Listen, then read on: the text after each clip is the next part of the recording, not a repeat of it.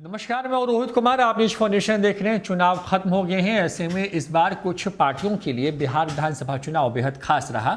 खास उनके प्रदर्शन के लिहाज से, तो दूसरी तरफ अब उन्हें राज्य स्तरीय पार्टी का दर्जा भी मिल सकता है। इसमें सबसे खास बात यह कि माले के साथ साथ इस चुनाव में जिन पार्टियों को राज्य स्तरीय पार्टी का दर्जा मिल सकता है, उसमें जीतन राम मांझी की हिंदुस्तानी अवाम मोर्चा और मुकेश सहनी की वीआईपी पार्टी भी शामिल है।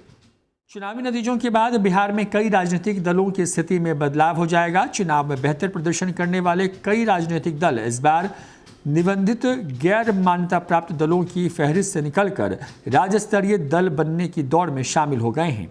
ऐसे दलों में वीआईपी पार्टी, हम, भाकपा माले और एआईएमआईएम शामिल हैं।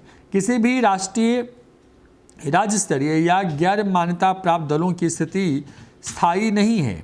हर चुनाव के बाद इसकी परिस्थितियों में बदलाव होता है। चुनाव आयोग तय मानकों के हिसाब से इसका परीक्षण करता है। इस बार वीआईपी सहित कई दलों का दावा राज्य स्तरीय दल होने का है। राज्य स्तरीय दल होने की शर्तों में से कम 3% वोट या 3 सीट जीतने की भी है। इस शर्त को वीआईपी के साथ साथ माले, हम और एआईएमआईएम ने पूरा कर लिया है।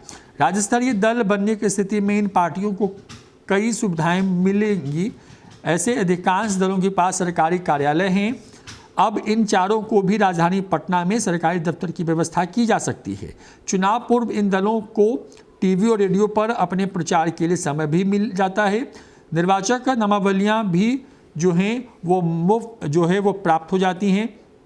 सबसे अगर महत्वपूर्ण बात करें तो राष्ट्र सरकारी जो कार्यालय सहित कई दूसरे तरह की जो सुविधाएं वो मिलती हैं। इस प्रोटोकॉल में शामिल होने के बाद राज्य स्तरीय दल होने की शर्तों में से वो 3% वोट या 3 सीट पर जीत हासिल करना है। वीआईपी पार्टी ने 4 पर जीत हासिल की है। जीतन राम मांझी का भी स्ट्राइक रेट बहुत शानदार रहा इन चुनाव में। तो माले ने भी इस बार अपना प्रदर्शन सुधारा है, जबकि ओवैसी की पार्टी एआईएमआईएम उसने भी सीमांचल इलाके में शानदार प्रदर्शन किया है। इसके साथ ही अब ये जो पार्टियां हैं वो अपने पार्टी सिंबल को कंटिन्यू रख सकती हैं।